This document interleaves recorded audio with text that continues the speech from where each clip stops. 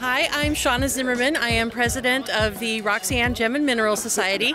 We are here at the 67th annual Roxy Gem and Mineral Show, which supports the Crater Rock Museum. So I'm Richard Calkins. I am the vendor chair and the show chair. 35 vendors in our show.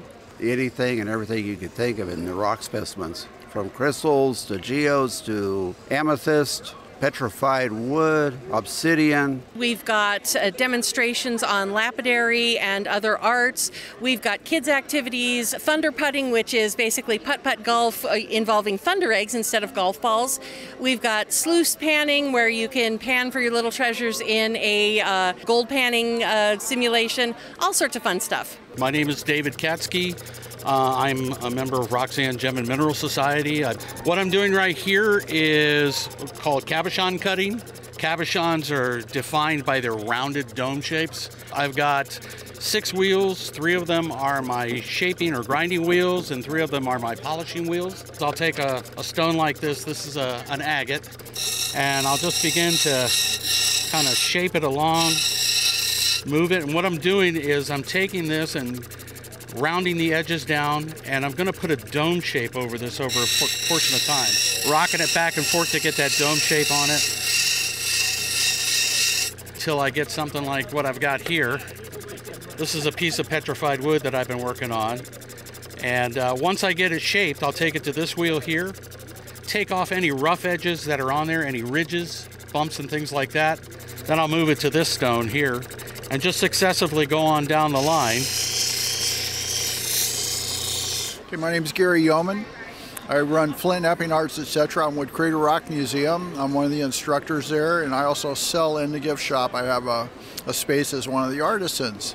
I take obsidian that I dig in a place called Davis Creek, California, which is about 20 miles out of Alturas, okay? So I take the obsidian back to the museum, big spalls of obsidian. I slice it into thin slices. Then I draw out my patterns, which I'm going to use for either a knife or, in this case, an Alaskan ulu. This would be used by the Aleuts up there for peeling back whale and walrus blubber. I also do a variety of different things. This is cholla cactus that would come out of Arizona or New Mexico. It's a cactus that grows on the side of the road all over the place. Where the slots are in here is where the thorns come out.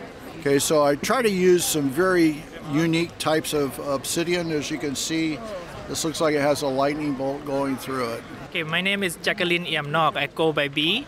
I have been a jeweler now for almost 16 years and been doing a lot of carvings, stone settings, fabrication work. This is Oregon Sunstone. This is the Oregon State Gemstone. This is found in southeastern Oregon. A piece like these took me about 12 hours to carve. So a softer material, easier to carve, and for a beginner, this is a perfect material to start with. This is an aquamarine that I have been working on for the past 4 years. I already spent more than 800 hours on it. It's all done by hand. So that's a harder material. That's why it takes 800 hours? Yes. Hi, I'm Charles Rogers, and I'm here at the Roxy Gem and Mineral Show, and I do carving. What I'm demonstrating here is actually wax carving, and I carve the wax, and then I use those carvings to cast silver pieces from the wax. And it really makes a nice pin. I wear them as pins. Here's a butterfly pin here I made. And I can also make a fox here. I made a little fox pin. So it's really kind of fun to be able to carve all these animals in wax and cast them in silver. So my name's Carly Litchfield. My family and I have the Naughty Nautilus here. This is our whole entire setup here. We go out to South Dakota in these dried up creek banks, and every year through natural erosion, we're going to find new concretions that expose themselves to the banks. These concretions are basically giant geodes, and if there was any voids on the inside of them, it gives the room for crystals to actually grow. And so if there was any amount of space in there, all of their yellow calcite and golden barite is going to be found inside of them. So at the center of all of these concretions began with the fossilization process of Cretaceous cephalopods. Take you from the ammonites, the baculites, we have big Placenticerus, and even last year we found some mosasaur skulls. So lots to be found and discovered out there. 67 years of this show. Where did this begin? What's the origin story for the Gem and Mineral Society? Way back in the time of a gentleman named Delmar Smith, he collected a lot of rocks in the area.